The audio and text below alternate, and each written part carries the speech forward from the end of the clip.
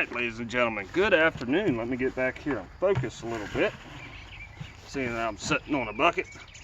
Alright guys, today we have a new gun for you. I was going to do an unboxing video of this, but I chose not to.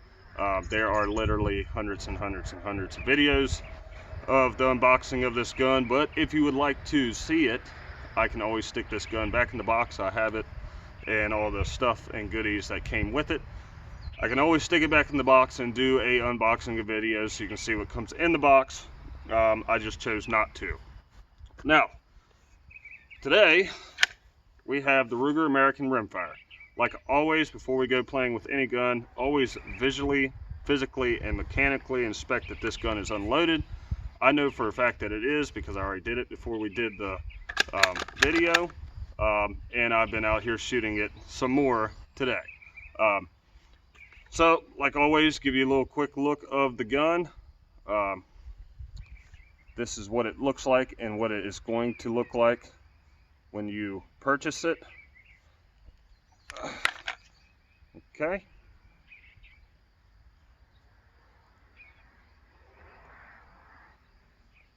And then we will go over some of the things that I initially liked and initially didn't like, and any problems or anything that I had with the gun. So go ahead and drop the bolt.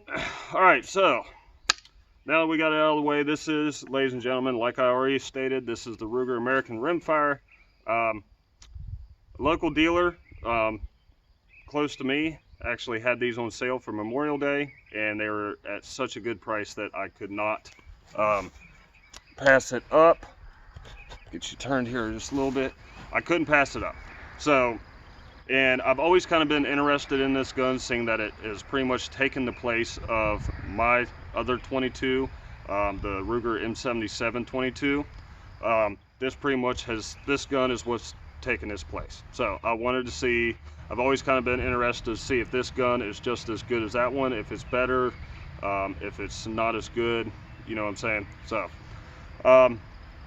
that's pretty much the only reason I got it, is to see what the differences were, how it compared, and obviously price-wise is a huge difference. So right after I've owned this gun for about a week. I've owned it for about a week now. So within the week that I had it, I have now put almost 1,000 rounds through it. Actually, I put this box, I actually got this box yesterday, and I shot this box up today. It's Winchester's. I also shot Federal Match, which is what most of my other 22s like. I shot the Winchester's 500 round box of Winchester Federal Match. I tried Remingtons through them, which I knew I had to try it. I've never had any rimfire like Remington ammunition. And now I'm into CCIs. I've got 20 rounds left of it to try.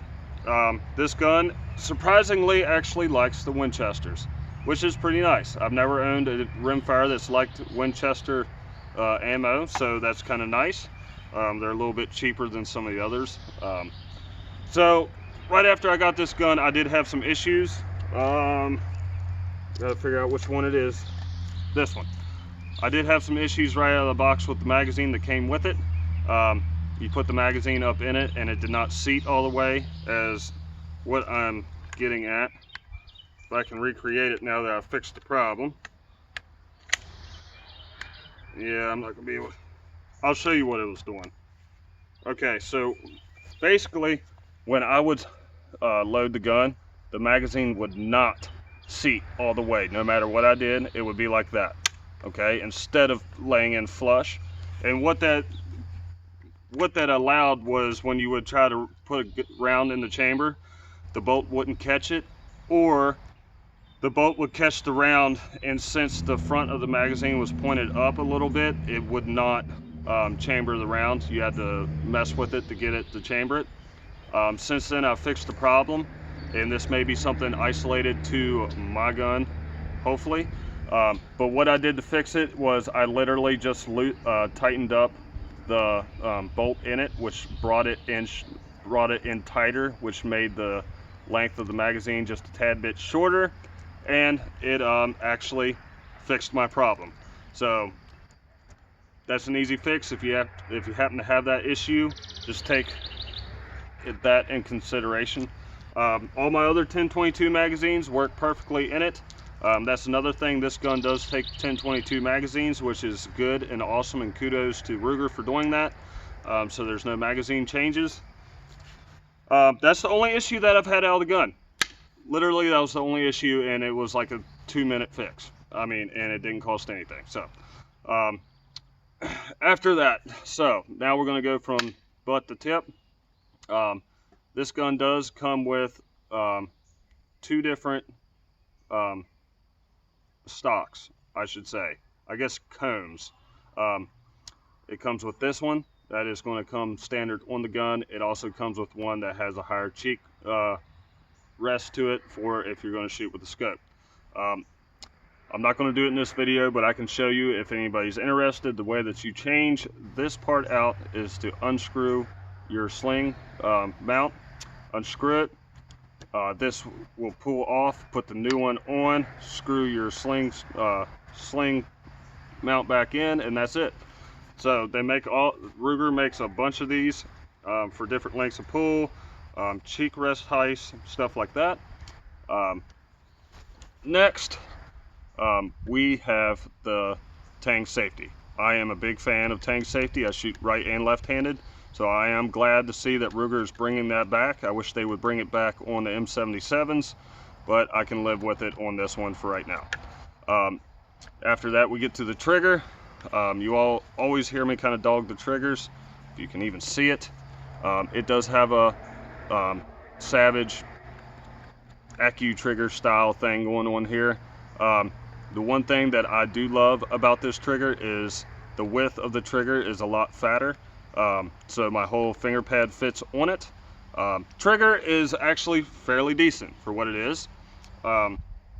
It is not gritty or jingy, if that makes any sense. It does have a smooth pull to it. We have the bolt handle. The bolt handle is something that you all heard me kind of not really complain about, but wish that they would have changed on my Ruger American Rimfire Tallow edition on my 17. Now that I've had a few days of time with this gun and this gun alone, I'm used to this bolt, so I can live with the bolt. Okay. On top of the receiver, we are drilled and tapped for scope mounts if you choose to do so, and we are also dovetailed, 3/8 dovetail for your Rimfire rings if you choose to do a scope. We have your standard 10-22 rear sight. It will flip down for if you choose to put a scope on the gun. It will clear the bell on the scope. Barrel, it has a very nice barrel. It's cold hammer forged. It is a nice barrel on it. Most Rugers have this style barrel on them now, so it is a very nice barrel. The one thing that has messed with me the most, and it's not that I don't know if I should say that I don't like it or if I'm just not used to it, is that high-vis front sight. That high-vis front sight messes with me a lot, and it's more or less because of the way that I shoot. When I take my sight picture, I do not focus on this front bead. All right, I don't focus on the front bead.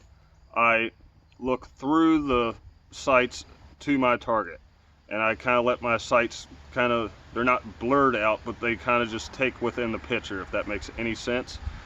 So with that high-vis front sight, it directs my eyes to the front bead instead of my target. I'm starting to get a little bit better with that. Just not focusing, making my eyes not focus on it. It's just different to me. I've never had a gun with a high vis front sight other than like our BB guns when we were kids.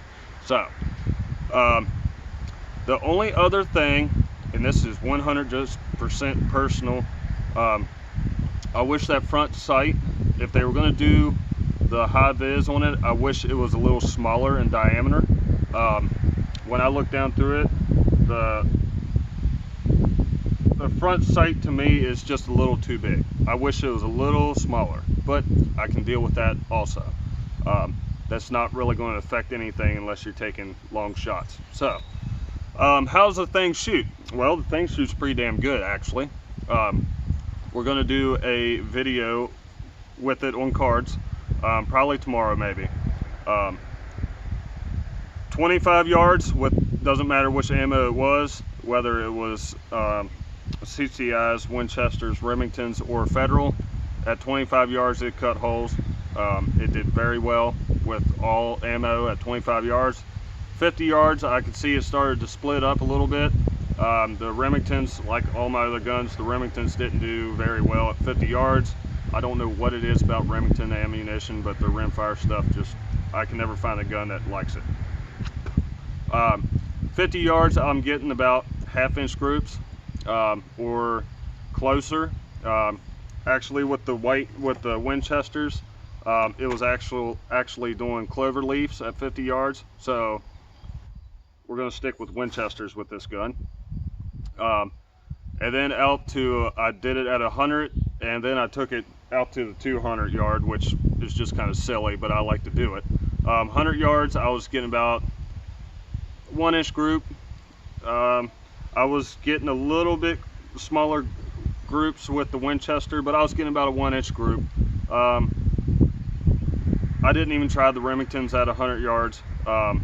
The Federal match that most of my other 22s like, I was getting about an inch to inch and a half, somewhere in there. I was getting worse groups because at some points, like right now, the wind was starting to pick up, so it was just blowing my rounds all over the place. But I was getting about an inch and a half groups. Some of them were a little bit closer than that. But the gun shoots very well. For my expectations, the gun shoots very well. Like I said, I got it on sale for Memorial Day. I couldn't pass it up. I spent less than $200 for the gun, brand new. So, I mean, you can't really beat that anymore. But y'all gonna look at the stock and go, Brian, yeah, you don't like synthetic stocks. No, I don't. But for what the gun is, I can always change the stock out to Boyd's if I'd like to. But I think I'm just going to keep it like this because it's more or less going to be a gun for if someone comes up during squirrel season and they don't have a 22. Here you go, you know. Or as my son gets older, this is pretty much just going to be his first gun probably. So I'm just going to keep it the way it is. I'm not going to do anything Gucci or special to it. But that's pretty much it on this gun. So you all just got to hear me ramble about it. There's really nothing special about the gun at all. It's just the Ruger American Rimfire standard model. There's nothing neat about it. So guys, that's it. If you have any questions about it at all, please leave them in the comments section below. Like always, I'll do my absolute best to get back to you. And if I don't know the information, I will direct you in hopefully the right direction so you can figure it out on your own. But guys, like always, I love you to death. Like and subscribe, and until next time, I'll see you later.